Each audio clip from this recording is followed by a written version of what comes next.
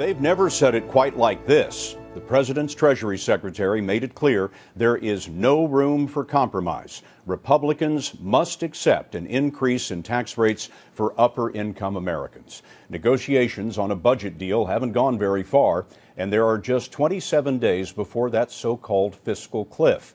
That's the package of tax increases for most Americans and budget cuts that will hit automatically unless the White House and Congress find a gentler way to solve the crisis in the federal budget.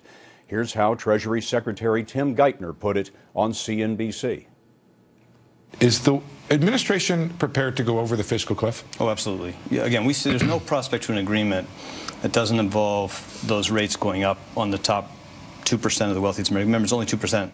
By top 2%, he means individuals making more than $200,000 a year and couples taking in $250,000 or more.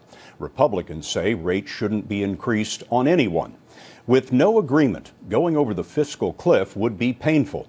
The automatic tax increases break down like this. Households making $20,000 to $40,000 would see an increase of $1,200 a year.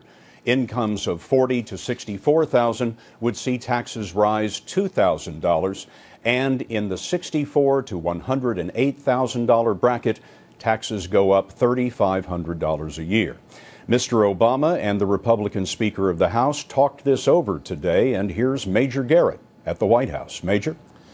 Scott, there is a code of silence the White House and Speaker Boehner's office try to apply to these phone conversations, releasing as few details as possible to protect the underlying negotiations. Nevertheless, CBS News has learned the following. The Speaker and the President spoke before Treasury Secretary Geithner's comments about going over the cliff.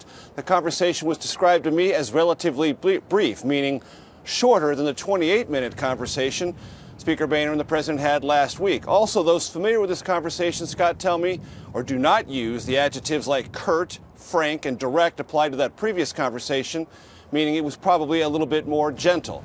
Also, I'm told, Scott, that this is no longer a time for check-in phone calls between these two leaders. Everything now is substantive about the underlying merit of what Treasury Secretary Geithner said about tax rates. Republicans still believe this can be done by changing deductions and tax loopholes, not raising rates on the wealthiest Americans. Major, thank you.